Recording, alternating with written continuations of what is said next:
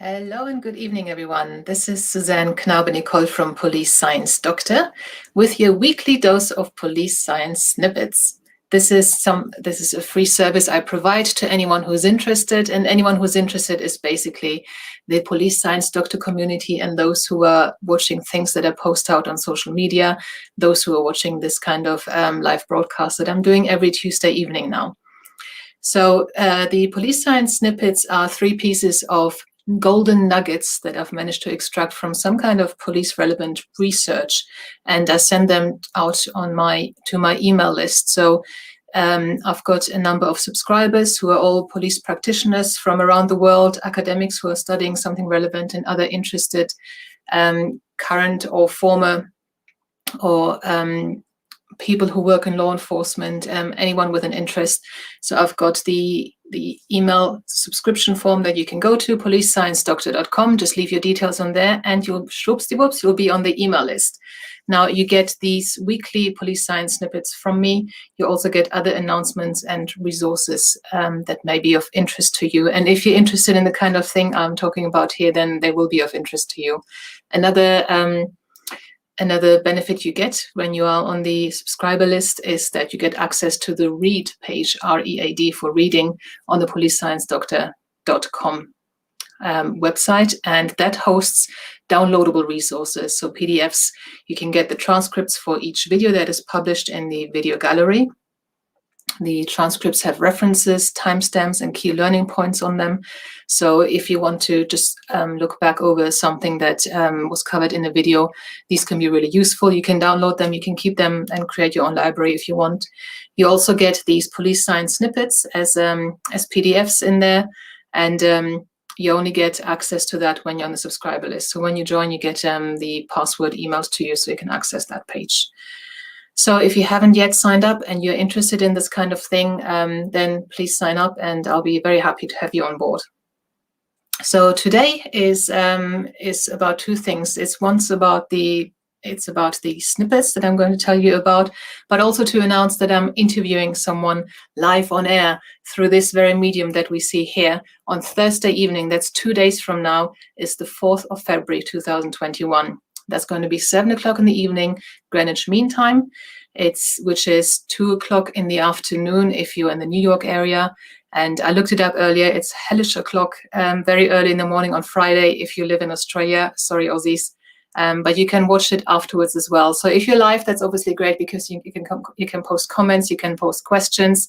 If you have to watch it later, then that's absolutely fine. It's still available.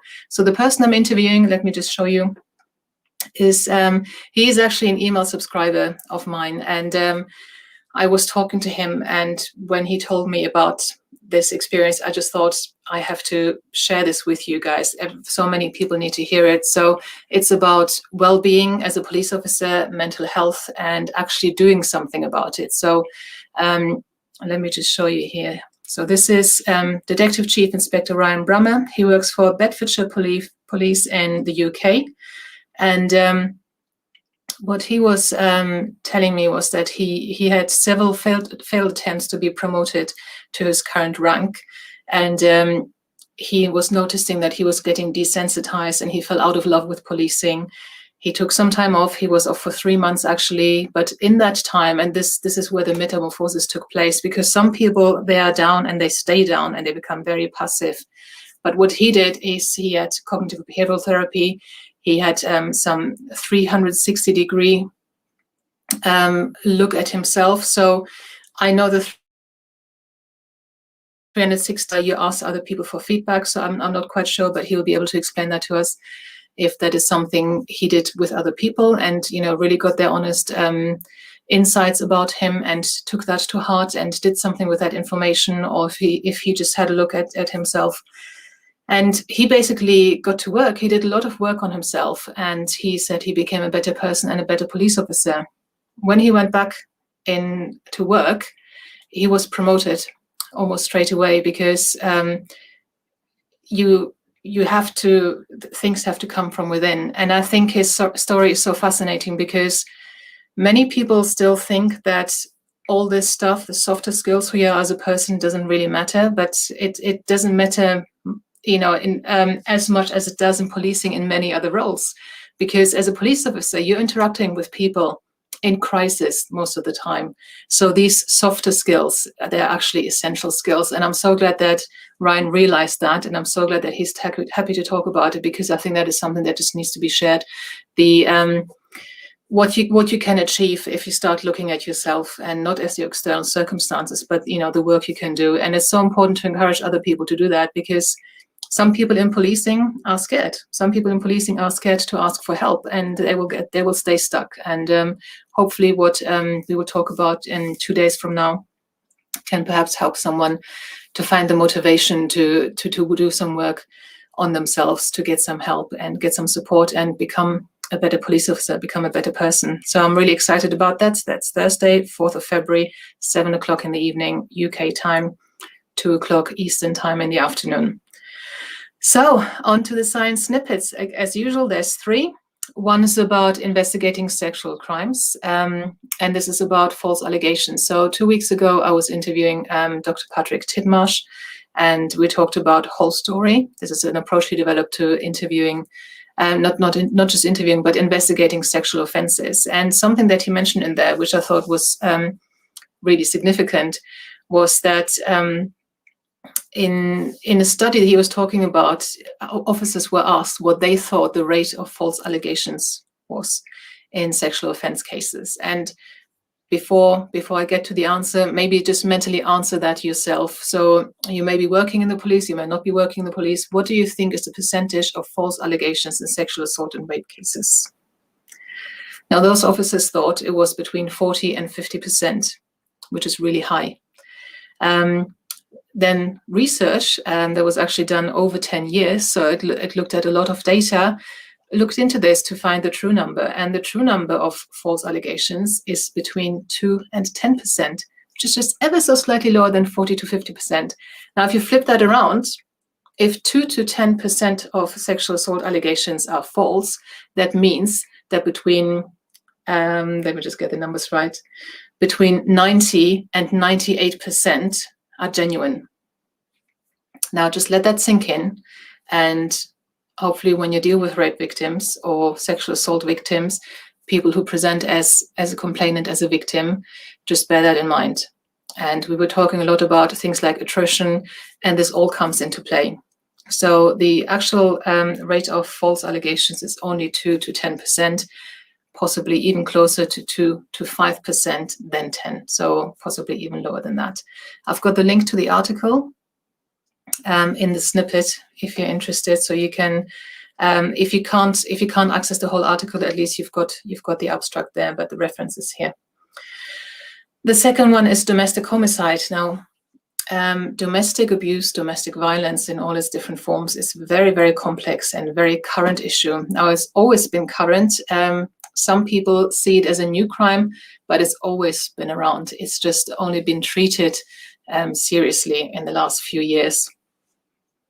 Homicides in relationships are difficult to predict because, unlike common assumptions, the offenders don't typically escalate. So most people who are killed by their partner, they didn't really report anything to police before. So it's very difficult to predict these homicides. However, one predictive factor has been identified, and that is the offender threatening to commit suicide or actually attempting to commit suicide. Now, that means it's really important that the police have a good relationship and some kind of data sharing agreement with partner agencies, because threatened or attempted suicide is not necessarily going to be reported to. Very important that they have access to this information in some way, and that perhaps they start looking at it routinely, so that, for example, if they're dealing with a domestic abuse incident, that perhaps they make some inquiries with social services or health services to see if they've got any information on the suspect or perpetrator in those cases. There's the link to that article as well, and I believe that's actually open source, which means you can read the whole article. The third point is that the third police science snippets for today, excuse me for a second,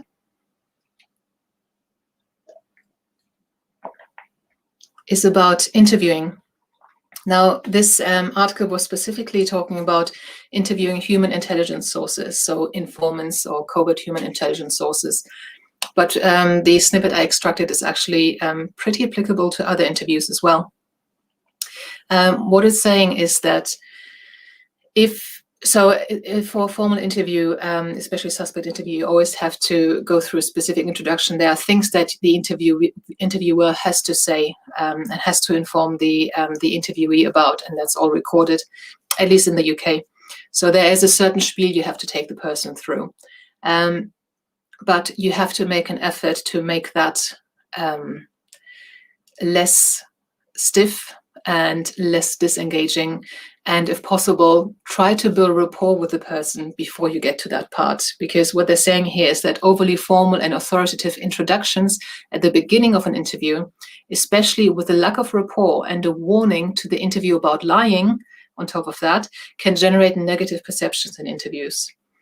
Now, you might be thinking, well, I don't care if the person has a negative perception or not, they're a suspect, or, there's this or that. But how the interviewee feels and how you respond to them and how you make them feel does matter. It does matter in terms of how much they open up and to what extent they cooperate. So the link to that article is in there as well. So when I say in there, it's in the snippet that you can download from the website or that has been emailed to you. And if you only join, so this is snippet number 9. This is the 9th week in a row that I've been doing this. If you only join now, you get the password and you can go to the website and you can download all the snippets. So you're not going to lose out on any. So that's it for today. Again, think about Thursday. If you're interested in that topic, then mark it in your calendar. And the link is already on YouTube and on Facebook. And for Twitter, it's just going to be the Police Science Doctor Twitter page. So wherever you choose to watch, just make a note of that, and I might see you there. Have a good few days. Bye-bye.